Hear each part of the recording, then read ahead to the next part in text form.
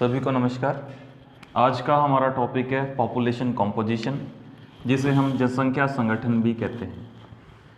इससे पिछले चैप्टर में हमने पढ़ा था पॉपुलेशन के बारे में, जनसंख्या के बारे में, और हम सब ने जाना था कि किसी भौगोलिक क्षेत्र में रहने वाले लोगों की संख्या को जनसंख्या कहते हैं। और आज का हमारा टॉपिक है पॉपुलेशन कॉम्पोजिशन मीन्स जनसंख्या संगठन।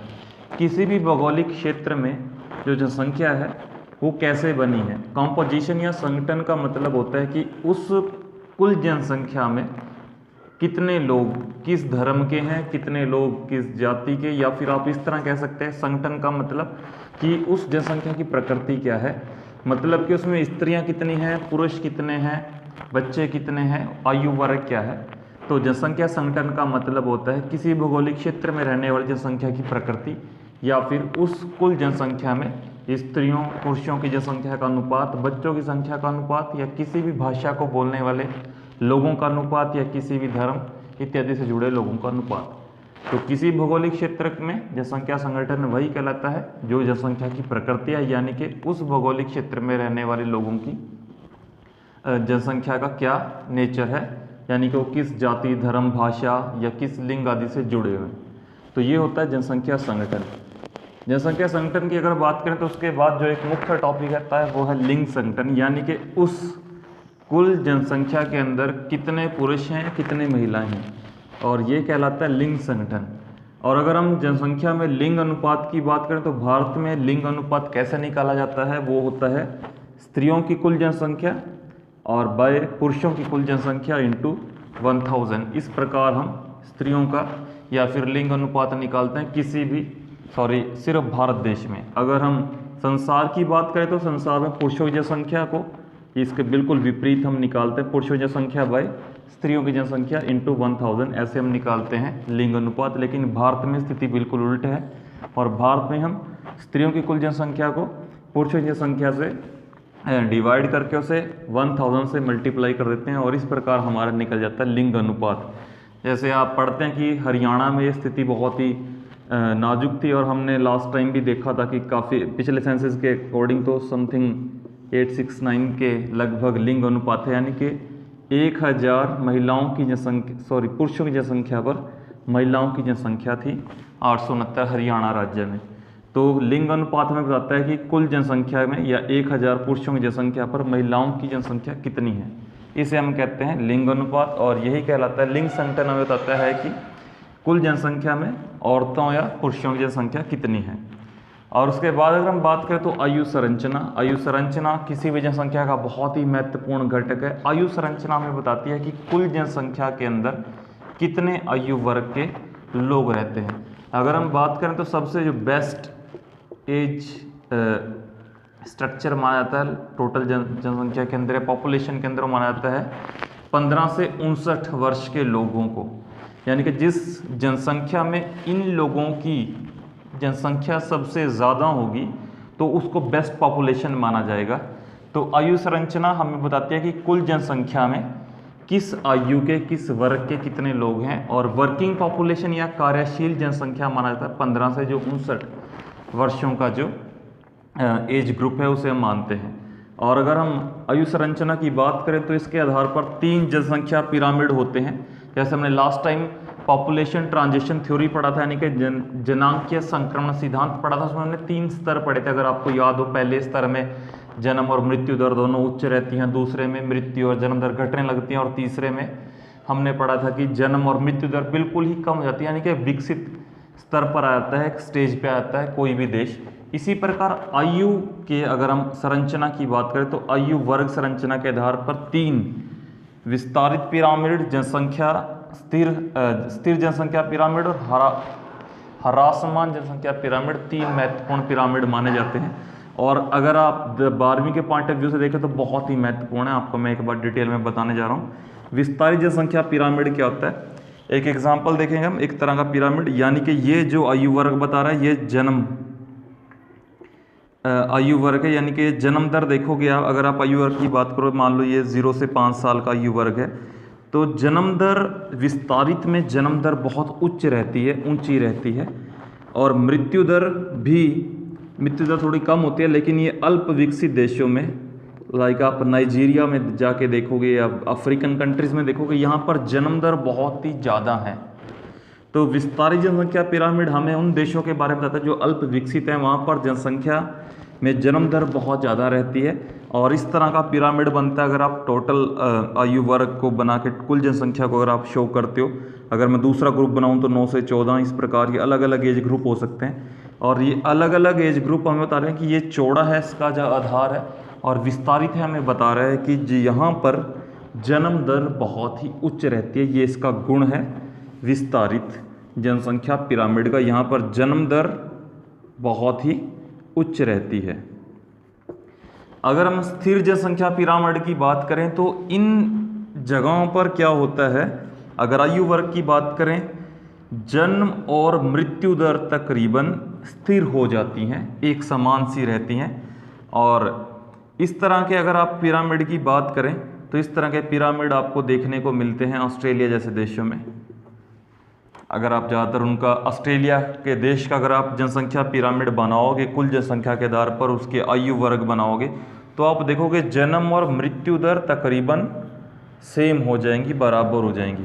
और तीसरा महत्वपूर्ण जो है जनसंख्या पिरामिड वो है हमारा ह्रासमान जनसंख्या पिरामिड।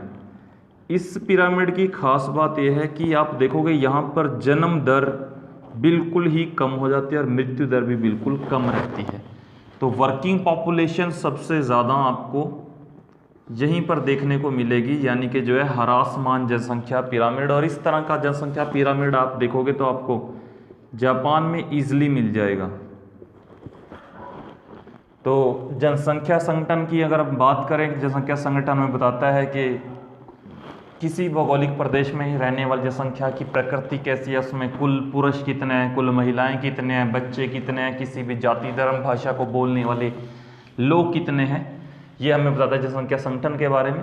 और इसके साथ ही साथ एक बात और भी आती है कि जनसंख्या संगठन हमें ये भी बताता है कि उस जनसंख्या में कितने लोग शहरी हैं, कितने लोग ग्रामीण हैं।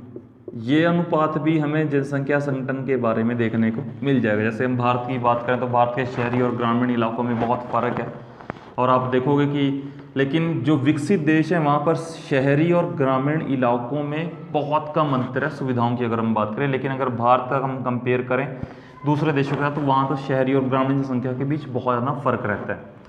और लिंग अनुपात की अगर हम बात करें तो मैं बता चुका हूँ आपको कि भारत में स्त्रियों की जनसंख्या को हम पुरुषों की जनसंख्या से डिवाइड कर देते हैं और इंटू 1000, और इस प्रकार हम निकालते हैं लिंग अनुपात। लेकिन संसार में अगर हम निकालते हैं तो पुरुषों की जनसंख्या को स्त्रियों की जनसंख्या से हम डिवाइड करके निकालते हैं। और अगर आप देखोगे पर 100 पर भी हम कई बार डिवाइड करते हैं, तो आप देखोगे लातविया एक ऐसा देश है जहाँ पर लिंग अनुपात बहुत अधिक है, और वहाँ पर तकरीबन 100 महिलाओं की जनसंख्या पर 87 पुरुष हैं। लेकिन अगर दूसरी तरफ अगर बात करो आप संयुक्त अरब अमीरात की, यूनाइटेड अरब अमीरात की अगर बात करो, तो वहाँ पर तकरीबन 311 पुरुषों की जनसंख्या पर सिर्फ 100 स्त्रियां हैं, जो बहुत ही चिंताजनक स्थिति है। और अरेबियन कंट्रीज़ में भी आपको ये दर बहुत ज़्यादा देखने को मिलती है। यानी कि अगर हम लिंग अनुपात की बात करें, सबसे बेस्ट जो लिंग अनुपात है वो यूरोपियन देशों में मिलता है, और सबसे जो कम लिंग अनुपात हम देखते हैं वो हमें एशियन देशों में मिलता है, चाहे वो भारत हो, चाहे वो चीन हो, चाहे पाकिस्तान हो, या फिर अरेबियन कंट्रीज़ हो। इन इलाकों में भी आपको देखने को मिलेगा जनसंख्या में लिंग अनुपात बहुत ही लो रहता है। यहाँ पर किसी भी देश में लिंग अनुपात वहाँ पर रहने वाली महिलाओं की स्थिति के बारे में बताता है कि वहाँ पर महिलाओं का क्या स्तर है, समाज में उनकी क्या स्थिति है। जैसे आप देखते हो कि भारत में बहुत सारे ऐसे समाज हैं जहाँ पर स्त्रियों की स्थिति अच्छी नहीं है, स्त्रियों का पैदा होना या लड़की का पैदा होना गलत माना जाता है, उसको जन्म के दौरान या जन्म से पहले मार दिया जाता है। तो ये सारे फैक्टर हैं जो इफ़ेक्ट करते हैं किसी भी देश के लिंग अनुपात को, वहाँ पर महिलाओं की संख्या को। और इस एक जनसंख्या की बात करें तो साक्षरता एक बहुत ही महत्वपूर्ण पॉइंट है।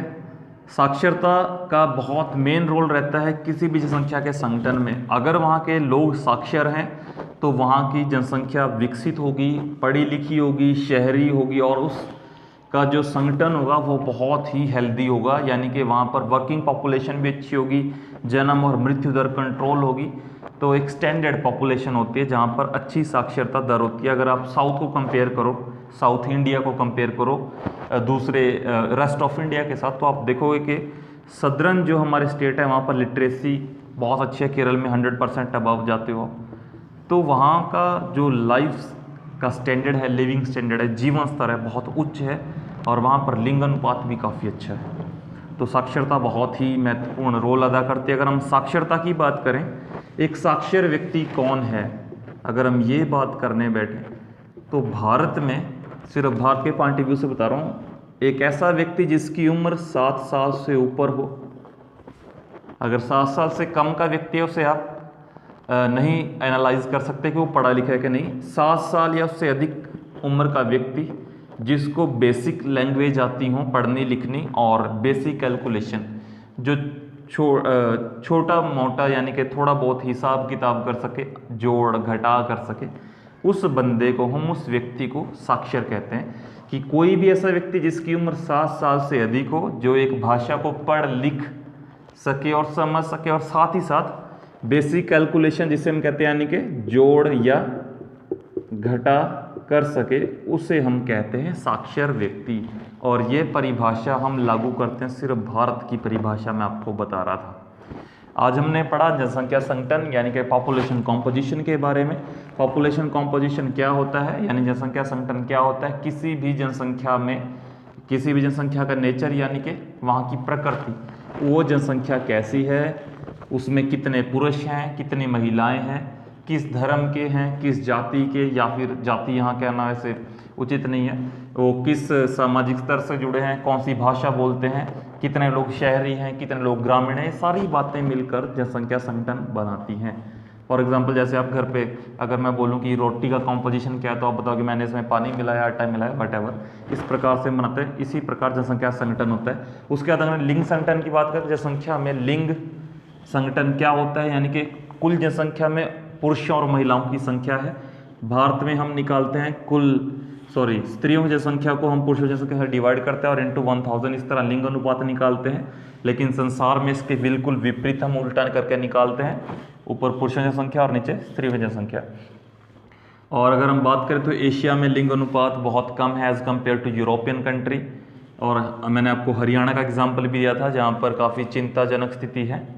और इसके बाद हमने बात की थी 3 आयु वर्ग के जो संरचना के पिरामिड हैं, जिस प्रकार हमने थॉमसन का एक टॉपिक भी पढ़ा था लास्ट टाइम, उसी प्रकार 3 पिरामिड होते हैं विस्तारित, जहाँ पर जन्म दर बहुत ज़्यादा होती है।